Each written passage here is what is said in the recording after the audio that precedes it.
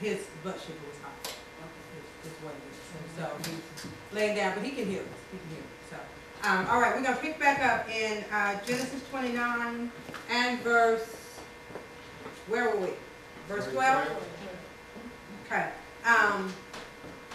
And Yaakov told Rachel that he was her father's kinsman and that he was Rebekah's son, and she ran and told her father. Now I read some other things in the Targum, and it was kind of explaining. He didn't just say, "I'm your kinsman." He really went into a story of what had happened and what had happened to him. And so he tells her all of this, and she, in the Targum it says that she says to Yaakov, "My father is a slick," and it didn't say slick, but that's what it meant, is a cunning man. And that Yaakov said to her, "He's not smarter than me, and he's not more cunning than I." And then she ran and told her father. Because we have to remember, Yaakov was a trickster. He was a trickster. And so, he goes and he tells Laban, it says, and it came to pass, verse 13, Bereshit 29, verse 13. And it came to pass, when Laban heard the tidings of Yaakov, his sister's son, that he ran to meet him, and embraced him, and kissed him, and brought him to his house, and he told Laban all these things. All what things? Anybody know? All the things that the father had told him. Okay, all the things the Most High had done for him and told him. Anything else? I'm sure he told him about the riches of Abraham, his father, and how much he had, and, You mean Isaac? Isaac. Yeah, okay. Okay. I had to think. Yeah.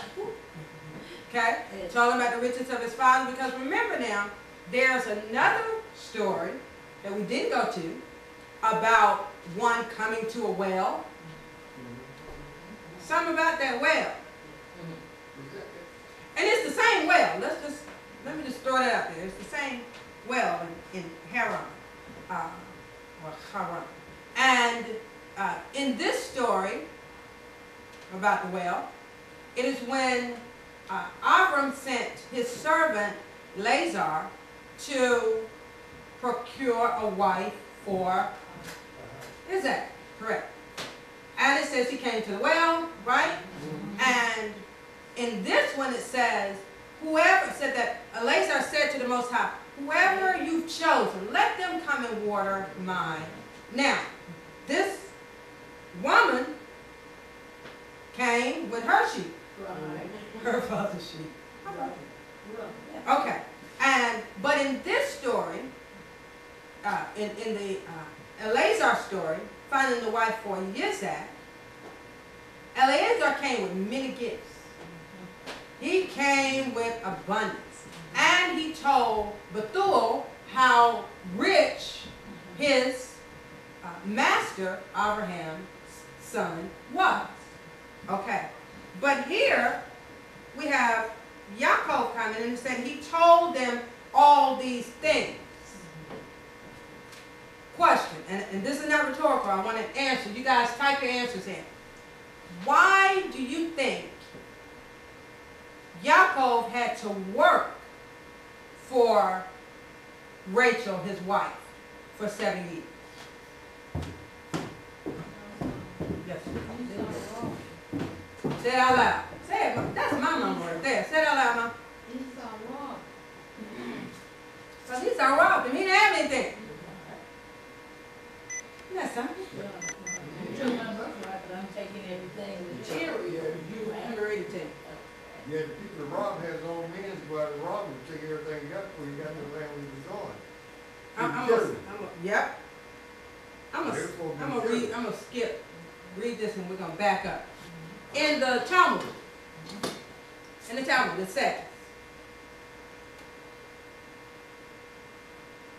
When Yaakov had departed from his father's house, Esau called to him his son Eliphaz, and said to him in secrecy, Go, follow after Yaakov, with thy bow in thy hand, lie in wait for him, stay him upon the mountains. Take for your own what treasure he has with him, and then return to me. Eliphaz was then but 13 years of age, yet he was remarkably swift on foot and understood well the handling of the bow. He obeyed his father, and taking some men with him, followed after Yaakov and overtook him on the borders of Canaan. When Yaakov saw Eliphaz coming after him, he halted and awaited his approach, thinking that his nephew carried some message from home. But when Eliphaz came near, he drew his sword. Yaakov inquired the reason of his pursuit, and the lad answered, Thus and thus has my father commanded me, and I dare not disobey his orders. When Yaakov learned Esau's intention and saw that the lad seemed determined to do as he had been bidden, he turned to him and the men with him and said, Take all that I have, all that my father and my mother gave into my hands, but spare my life. Your kindness will be accounted to you as righteousness. The Eternal gave Yaakov favor in their eyes, and they allowed him to proceed unharmed on his journey. His gold and silver, however, everything of value that he had taken with him from his father's house, Eliphaz and his comrades seized and carried to Esau. Esau was strongly displeased because they had listened to Yaakov's pleadings and the treasure which they had seized. He added to his own store. Just like my mother said, Esau had robbed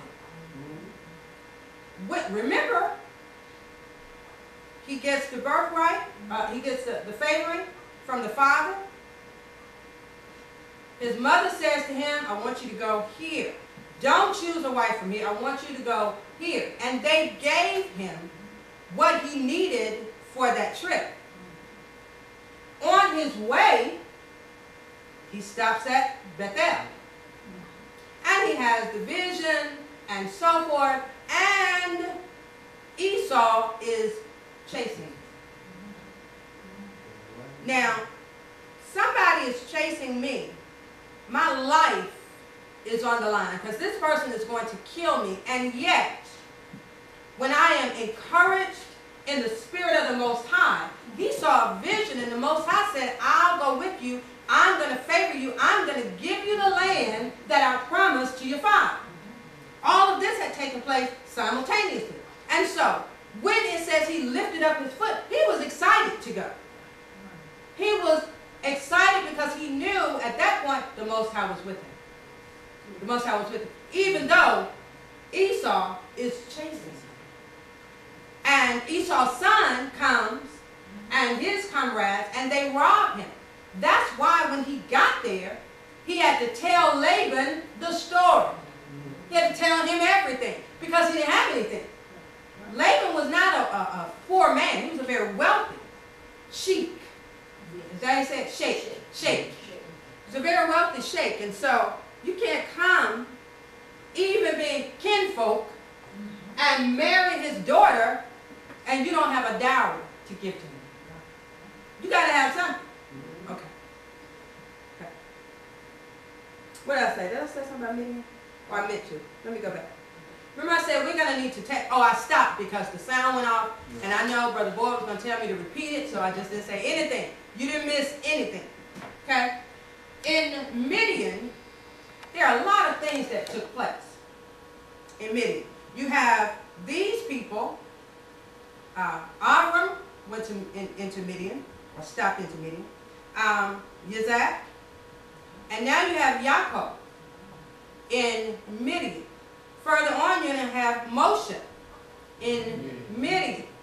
Where was he when he saw the burning bush?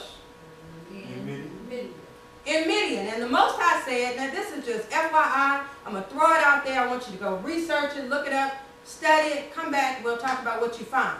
The Most High said to him, at this burning bush in Midian, I'm going to bring you back to this mountain to worship. Yes.